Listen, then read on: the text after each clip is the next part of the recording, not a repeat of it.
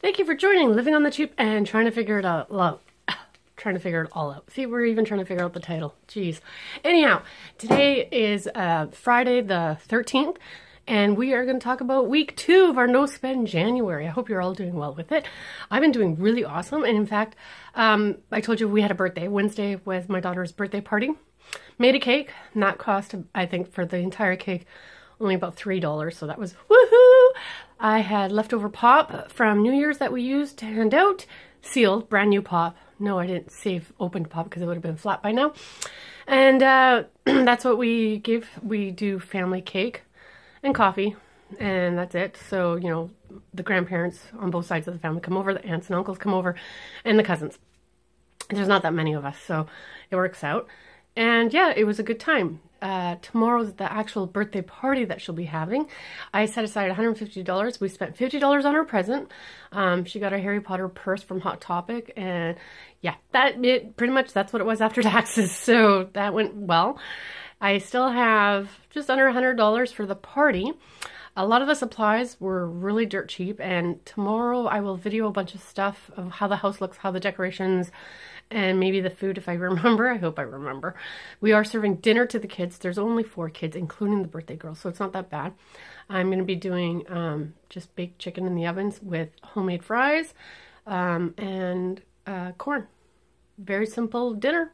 The snacks are actually, she got for Christmas a Harry Potter, unofficial Harry Potter cookbook, and she has some ideas in there that we're going to go and do. And I hope to remember to take video or pictures of all of that. So we'll see how that video next week turns out. It might take me a while. It may not show up on Monday. I'm sorry. I've been late this week with some videos as well. I've just been so busy with this birthday and the party and the planning. I also have a cousin here from out of town who needed to get some things done before she goes off to see her aunts and uncles in California. So I've been a little bit busy around here. This week, today's payday. Yay, payday! So I'm putting my money in my envelopes. I haven't even gone to the bank, so I can't show you that yet. But I am putting the money in the envelopes as per normal. I am doing groceries as per normal. I'm not cutting back on my groceries. But what I am doing is I'm not spending anything. So the allowance money, my daughter will get her allowance money. My husband and I will not get our allowance money. And when I say my daughter, my youngest, my oldest, we don't give her an allowance anymore because she's working. So yeah, that's different. We do feed her though, don't get me wrong. She still lives at home. Any other money, like eating out money,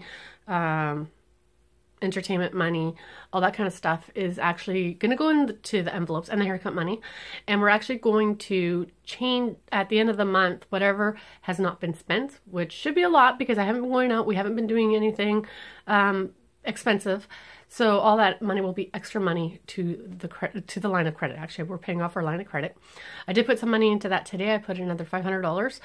This is the first payday of the month, even though we got paid December 30th. It was kind of an extra payday in December, but we used that towards our January budget.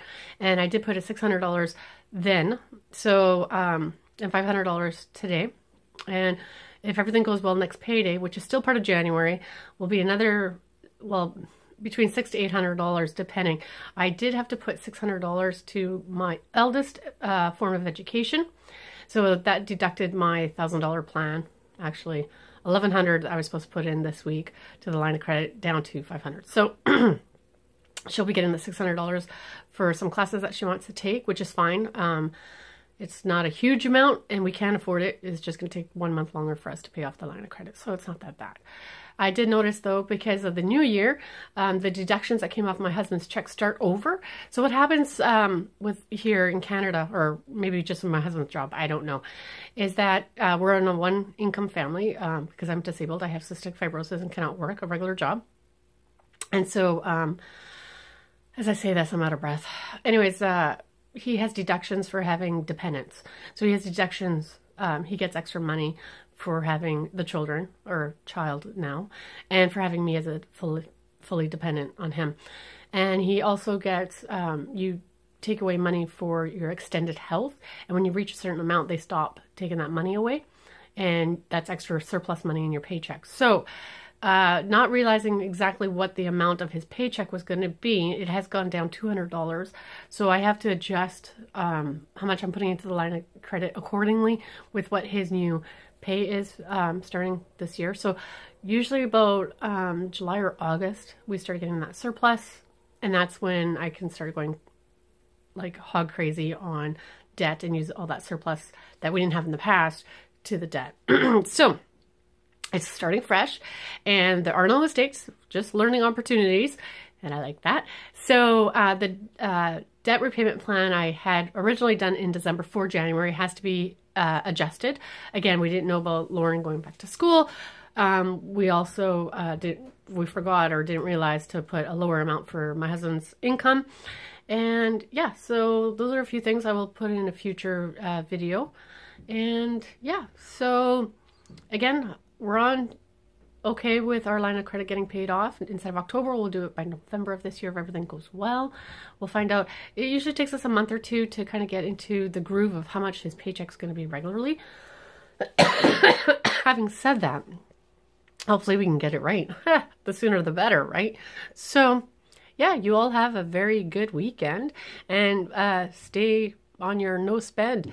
I found there's actually an ice rink close by that does free ice skating. Woo, free ice skating! It's never cold enough here for the lakes to freeze, but a local lake did freeze for 2 days. 2 days. And of course we missed it. We didn't go. We don't own any skates, but I have a friend who has a bunch of sizes, so I'm hoping I can get some skates from her. And maybe next weekend or the weekend after that, we can take Linda ice skating at the public rink. It's an outdoor rink, which is kind of cool.